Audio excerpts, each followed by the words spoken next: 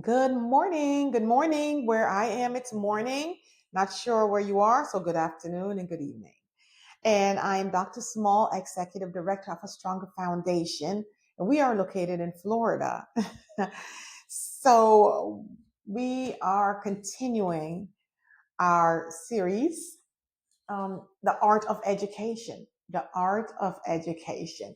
And from the last session, you learned that when we say the art of education, we refer to art as um, the fact that the school system knows the plan, like what's the intention of what is the intention of the education system. All right, I feel like it's taken a lot of heat, and I think because we really don't understand the purpose, the function of the education system. And see, it would be fine to continue just to blame. The blame game, it's the easy way, right? We talked about entropy, that's just the norm. We want a scapegoat. We want something or someone to blame. And as I've stated before, it's fine if we want to blame, but at the same time, we can't just ignore the consequence of neglecting the solution. And the solution um, is, I proudly say, okay, it's presumptuous, yes, but I proudly say that the solution is the academic success plan for kids that is designed and created by a stronger foundation. That is the alternative to the low performance, to releasing all these underachievers out there into the world when we know they don't know what to do. They don't know how to pivot back. Why? It was never taught.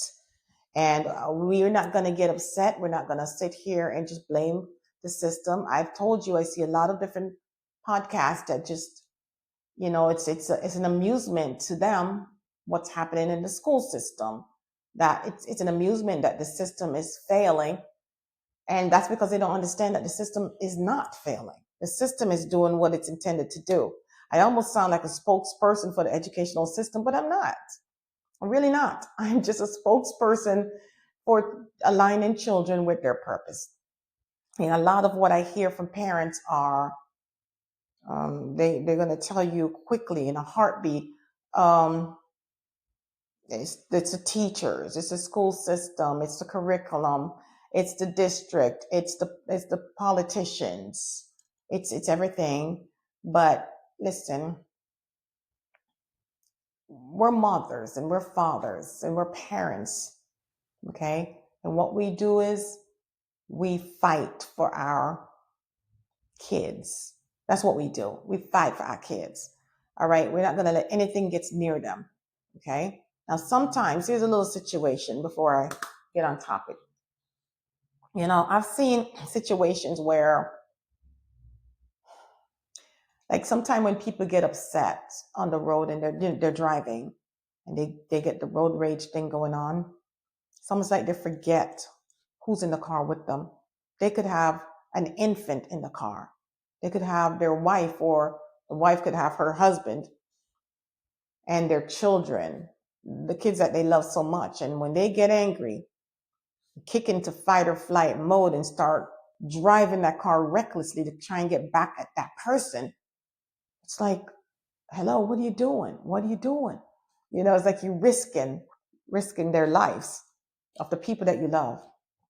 So with education, it's the same. It's the same. All right.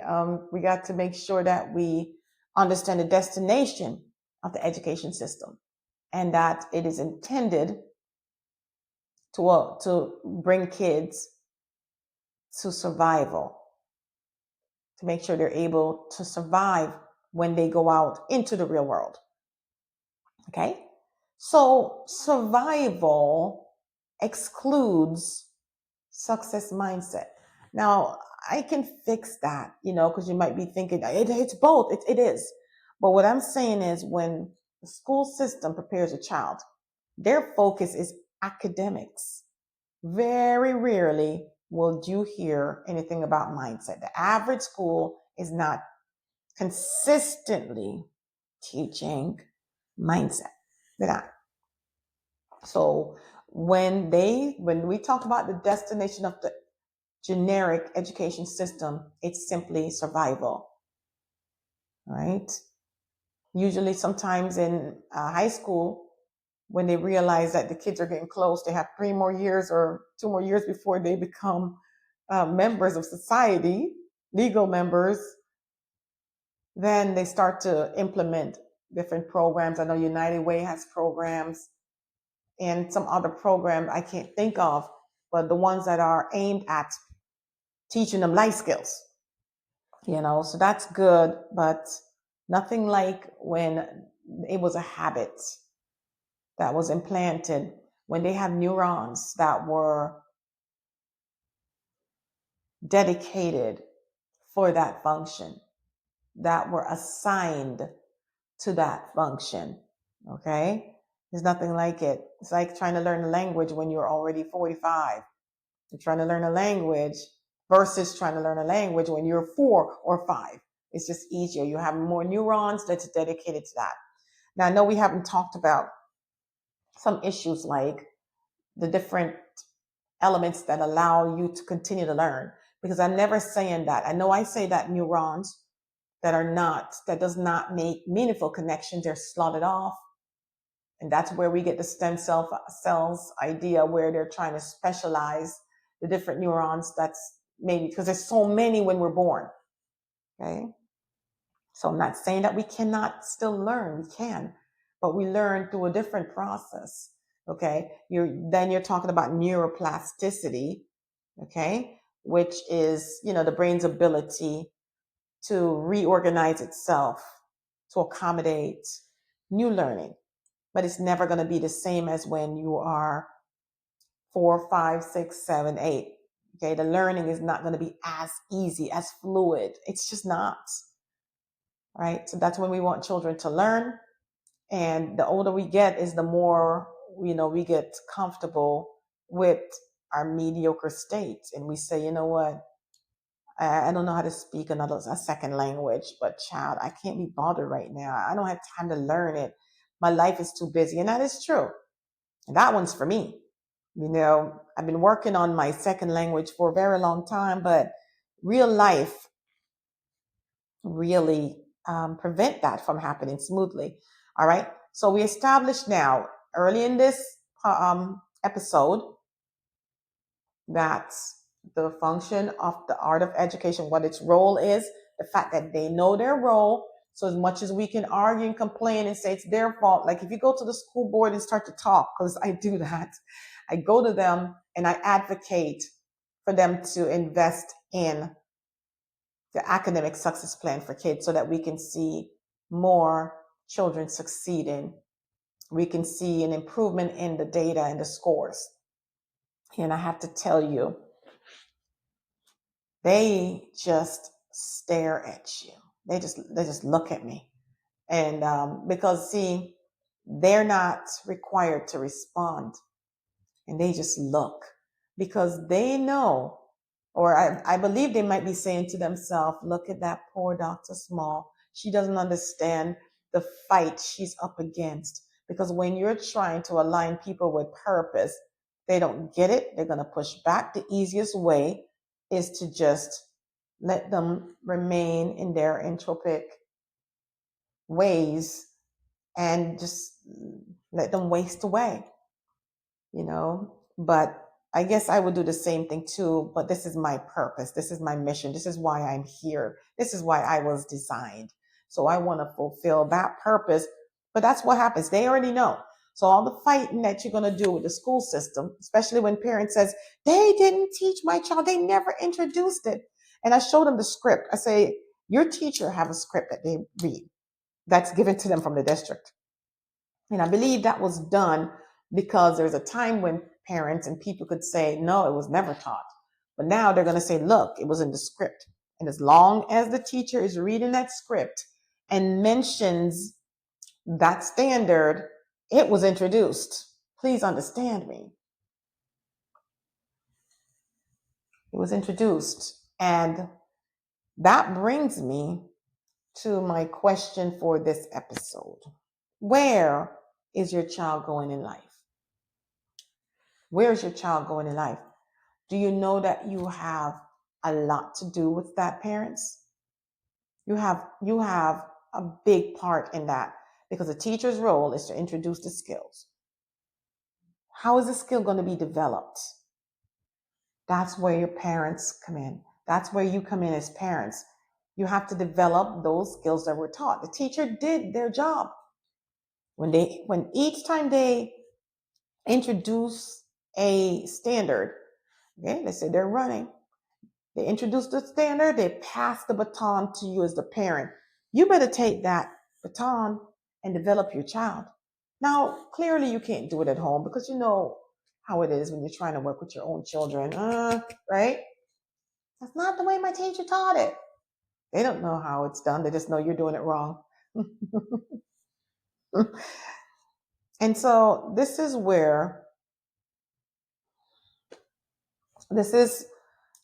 when the whole conversation about parent involvement, this is where it takes on a whole new meaning.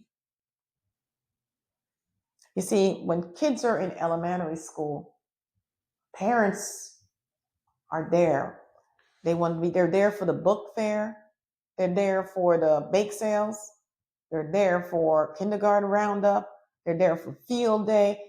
That's how they get involved. They might go do cafeteria duty. That's what they call parent involvement. But parent involvement extends to developing your child's education. And if you can't do it yourself at home, you have to find a way to do this. I don't mean to sound bossy, but I'm advocating for your child. They don't understand the implications of underachievement. They don't understand it's setting them up for. That is setting them up for economic disparity. That is setting them up to have to wait in long lines just to receive a small stipend when they could be in a position where they're given stipends. So where's your child going in life? That's a question that you impact parents. You impact where they end up. You impact their destination.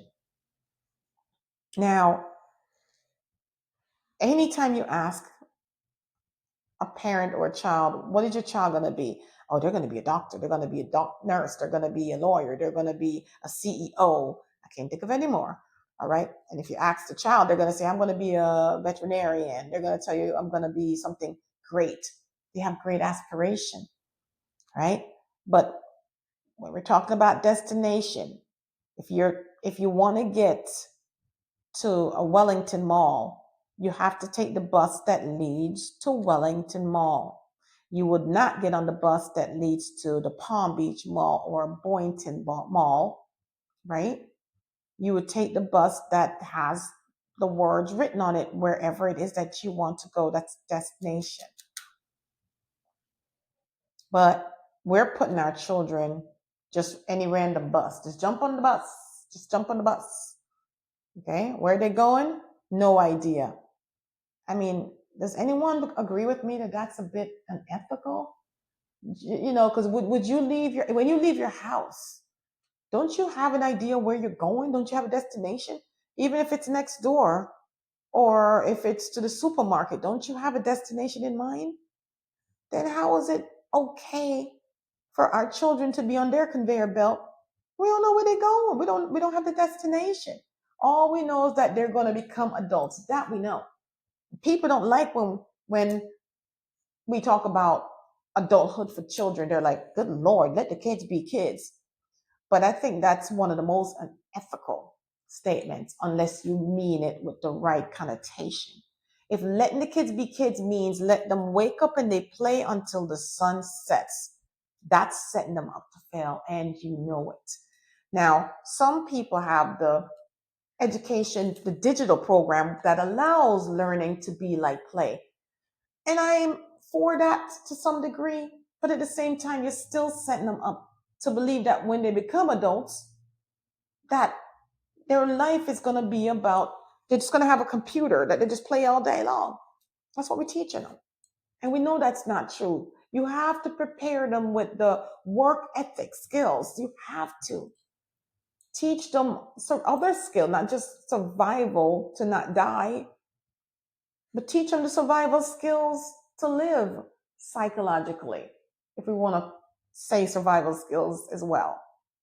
Give them the opportunity to thrive and not have to suffer and struggle unnecessarily, not have to see the fruits on their tree and not be able to access those fruits because they're too high at the top and they don't have the resources to reach their fruit. So they start to blame everything else, right? They start to say it's because of a tone of a skin, or it's because of the side of town that we're on, right? But we're going to move on. This podcast is not for that topic, all right? So where's the child going? What do you see as a child's success? You got to put them on the right bus, the right train, the right boat, so that they can get where you want them to get. You know, a lot of parents will tell you again, they want them to be a doctor, but they have a ton of gaps and you're not fixing it. So you're deciding that when this child gets older, if they really truly want to be a doctor, they'll do what they got to do. And all of that is true. But why do that to them? If you love them, why not give them a head start? Because we know there's certain foundation, and that's what we do. We give them a strong, solid foundation so that whatever it is that they aspire to do, they're already got the schemas here. All they got to do now is step into it. I'm telling you, the only way that our program could ever fail is if we fail to develop their mindset, because the education piece, that's intact.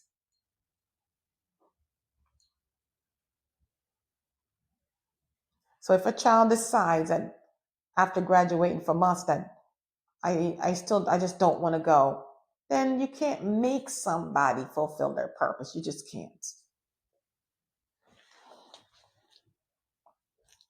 But it is one of the most potent programs that exists. That I can tell you, I don't know of any more. I know of a lot of great programs, but they don't have the ability to be accountable for the entire educational foundation of the child. They're good at fixing, they fix it in bits and pieces. But I'm telling you right now, if you don't have a system that's consistent, you're gonna fix one area, and then by the time you come back, the kids are gonna say, "Wait, what? What was that?" And they forget, because that's how our brains are. Remember, if it doesn't get to long-term storage, it falls out. It falls out. All right. Now, we all want our children to be doctors, like I keep saying, right? So I'm going to tell you that being a doctor, a lawyer, or one of those excellent careers that a lot of people aspires, or wish I could be a doctor. I have to tell you that the ones that become doctors and lawyers and CEOs, if that's not their calling, it's a matter of time before they begin to feel unfulfilled. Even though they're making all this money, it's a matter of time before they realize that's not what I was designed to be. It's a very lucrative and respected field. Of course, we know that. I used to think I wanted to be a neurosurgeon. Oh my goodness, that would make me so important. I wanted to be the pharmacist, but I then realized it wasn't for me. Standing there in a cold pharmacy, that wasn't for me. Just reading drugs, but I thought that's what I wanted to do earlier because I hadn't found my purpose. And I didn't understand what purpose meant. I didn't understand how making $120,000 a year wasn't enough to satisfy make me feel whole. So I'm most grateful that I found my calling and that I was able to apply the skills, the mindset skills. That we'll get back to our mindset skills. We'll talk about, especially I didn't talk about why he has a little microphone. Microphone is because you got to speak life. We teach you to speak life, speak it so that you can program your brain, you can believe it in your heart, and then you could have that new system, that new pattern going so that sustains your system in good working order. So the answer I'm looking for to my question, where is your child going in life, or where do you want your child to get to in life? The answer that I'm looking for, I want you to tell me that you want them to be whole. You want them to escape tremendous economic disparities. I want you to tell me that you want them to align with their ideal purpose, to operate at the highest potential so that they don't have to fall prey to economic disparities and psychological suffrage or depression or anxiety. I want you to tell me that you want them to align with meaning and fulfillment,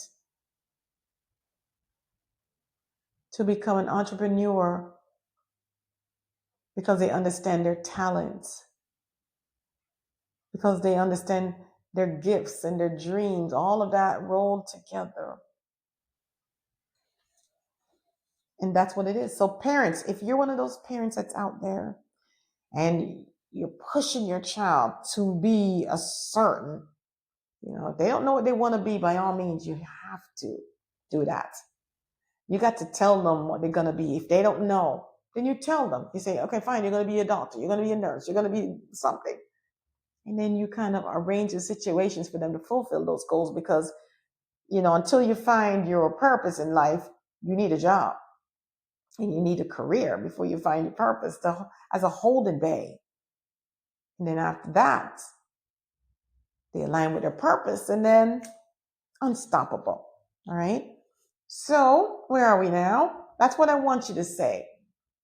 Okay. I don't want you to say, wow, now I have this fact. Now that I have this fact, and this, I know I keep saying a theory, but this is more than a theory. Okay. It's more than just a theory. Okay.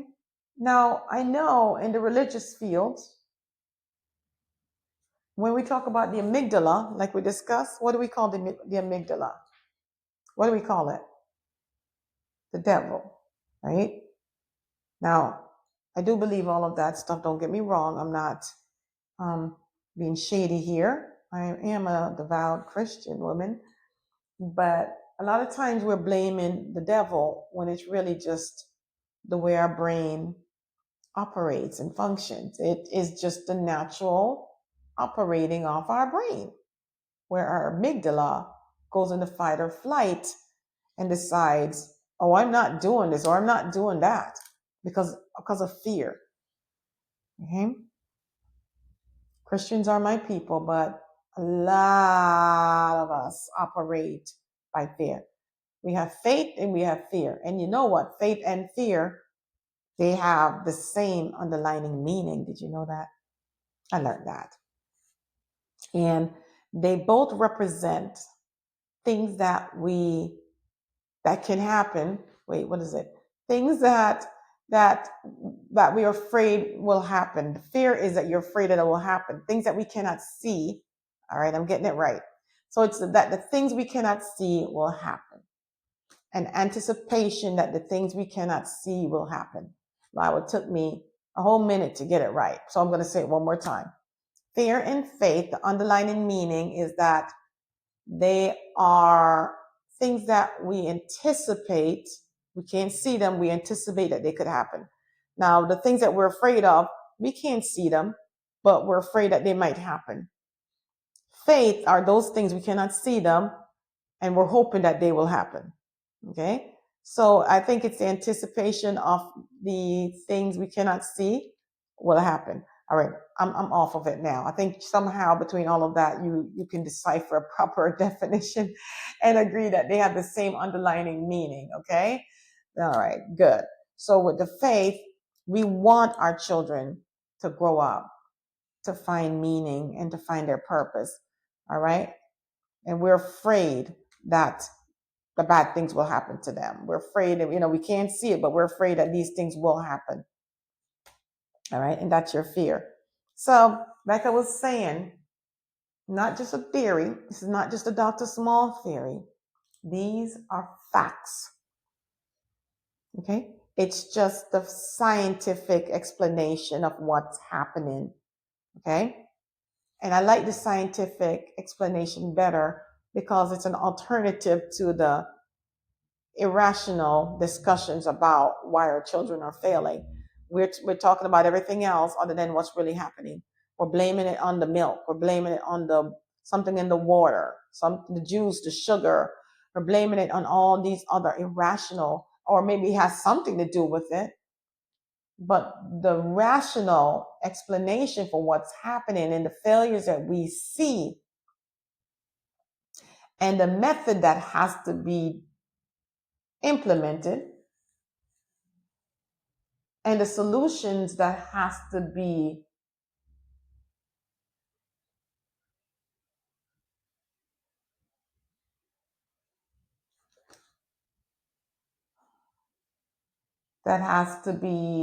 chased down, pursued. That is the discussion we need to have. That's the discussion we need to have, okay? Because like it or not, our children grow up, they become adults, they're going to enter their future. Let's make them ready for the future that they will inadvertently have to face, okay? And so that's what we're talking about for the art of education. Education has its role, it has a function, it's filling its function. Our job as parents is to enhance the education system with supplemental programs. And a stronger foundation is by far the best because it's going to do a peripheral on the child. We're going to surround the child, all the gaps, not one or two or three, all the gaps, all the subjects, all the way. All right? Let's give the children life. Let's give them life. Let's not allow them to grow up to be dead people walking around, miserable, angry, bitter, disgusted with life, angry. Say angry already. I don't know.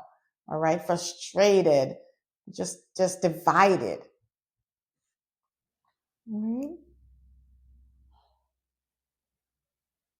So that's what we're going to help them to do. I pause sometimes because I want to make sure that I have said the things that I want to say to you. And I believe I have. Okay? So the school's destination is survival.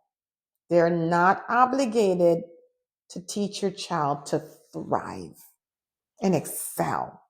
They can excel if they learn the information properly and if they have help from a parent that will supplement. So stop believing that your child is going to school every day and they're automatically going to come out thriving and excelling. That's an unrealistic expectation of the school system that is designed to align your child so that they can survive in life with the basal, fundamental survival skills. So let me ask you a question. You're sending your children to school, public school, private school, charter school. Is it the school's responsibility to let your child thrive in life? When I mean thrive, I mean align with their life purpose? Is that the school's responsibility? Is it possible that they could do that? It could, but that depends now on the child cooperating with that. And as we can see in the data scores, that's not happening. So some private school may be listening and saying, we do raise our students to thrive. And I said, I'm sure some private schools do. All the ones that I've evaluated so far have fallen short in achievement level just the same. They do better than public school, but only by a negligible, sometimes negligible difference. Okay, it still shows the same race in the last place. It still shows that. Right. Remember, we also cater to children all the way up to 8th grade. And there was a program I was going to tell you about, and it totally slipped me. But I know I talk about grades K through 2 all the time because, the academic success plan for kids, that's our baby. All right. That's our trademark right there, where kids leave after 36 months and minimum achievement is 2 academic years ahead of any curriculum. So we're very proud of that, right? The other children, we don't like to take children in grade 3 and 4 and 5 because then the rigor is going to have to be turned up that much more. The average child at that age have already developed their learning aptitude. So trying to change the habit that their learning habit or the way they feel like learning occurs, it's going to create one of those. So we have to use a different approach with that age group. Okay. With that age group, we don't enroll them into that 36 months. We do private sessions with them. So, the K through 2, actually, I forgot to say that's a full time. So they come to us a certain amount of hours every week, and we just keep building. And the way our system works, at the end, you have an academic champion. So for the 3rd through 8th grade, we are very proud of our reading comprehension program. When I tell you, we have totally nailed it. It's the most potent reading comprehension program I know of, right? And that's because of our trademark, that secret ingredient that you never give away, right? We'll feed it to the child, but we won't give it away. But when you're 6th grader that they went through the drop-off zone, we can bring them back up. We are that boat. Remember, I told you that boat represents their stronger foundation programs. And we're going to help them transition. We're going to restore what has been lost educationally and give them a second chance, give them that hope, right? But all of this takes commitment. Anything that's going to do well must be done with consistency. Okay, this discipline and consistency. I believe if you have those 2 characteristics, right? Discipline and consistency, I don't see how you can miss your purpose or miss becoming great if you have those 2. There's a lot of great ones. There's perseverance, there's resilience, and all of that. But I think all of them can be wrapped up with discipline and consistency. You become disciplined at a skill and you do that skill consistently, regardless of how you feel. That means you have mastered and you've masked the amygdala, right? And it understands. You have that conversation with your headphones and your mouthpiece and you say, listen, this is what's going to happen today. I know that you're powerful and you're strong, but I'm practicing strength.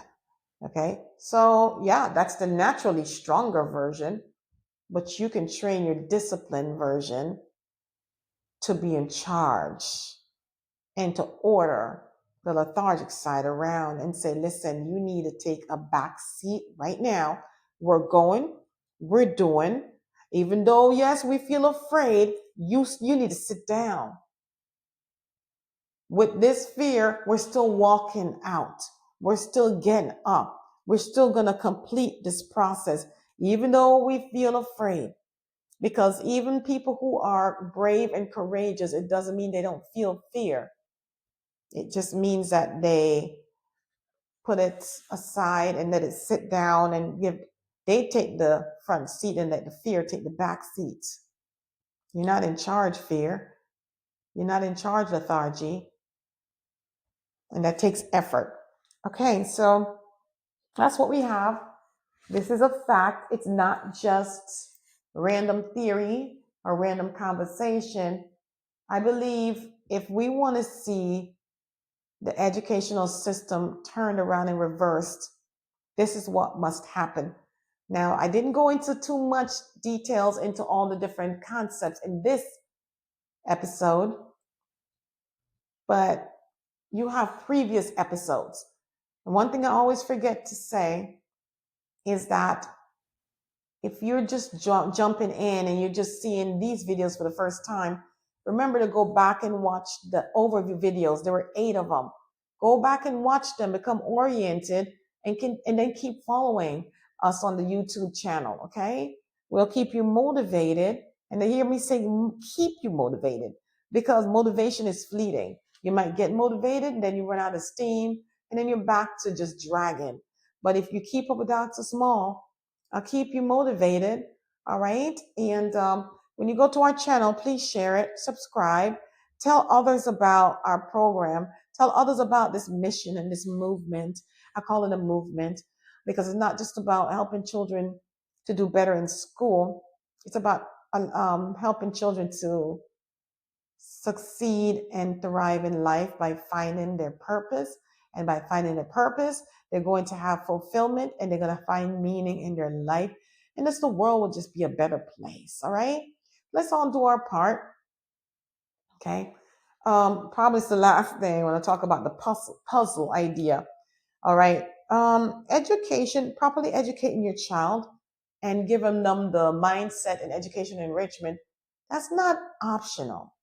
It's not an option. It is mandatory. It is a priority. It is essential for every parent to do that. And because sometimes when people grow up and they feel divided, it's because they haven't filled their space. Because remember, there's no way that people are born just to be born. That doesn't even make sense, right? There's an overview that I haven't yet released. And I know eventually when the time is right, I will. But that's the one that talks about why were you born? Why are you here? Why is your child here? Were they just randomly selected by God and say, eeny, meeny, miny, mo, you go. Let me plant you. Let me plant that seed into this mother's womb and you can live a life. No, there was a purpose for every single individual, and talents were handed to you when you were born. It was instilled within you. And it's a very, very strange the way that it is, interpreted in my brain, but I feel like when we were designed, something was instilled. I feel like we knew our creator. We were one with that creator when we were created. And then something was placed inside of us. And I feel like the only thing we have to do in our whole life is to go full circle and realign with our creator. And once you do that, you've fulfilled your purpose. You have perfect alignment. Your system is in perfect alignment. All right. But that's another episode. And that's the 9th overview that's not yet published. So thank you so much for listening. Thanks for joining. All right. I'm excited about this movement and where it's taken us. Okay. I'm excited that our children are going to have the opportunity to experience success on another level like they've never experienced before. Thank you so much for listening and for being a part of this journey. Please tell others And let's do this together. Let's make our world a better place with more people achieving their highest potential. That's it. Thank you again and have a wonderful, wonderful rest of your time. But not before remembering to fulfill your purpose. One moment at a time is how it happens, okay? All right. Thank you.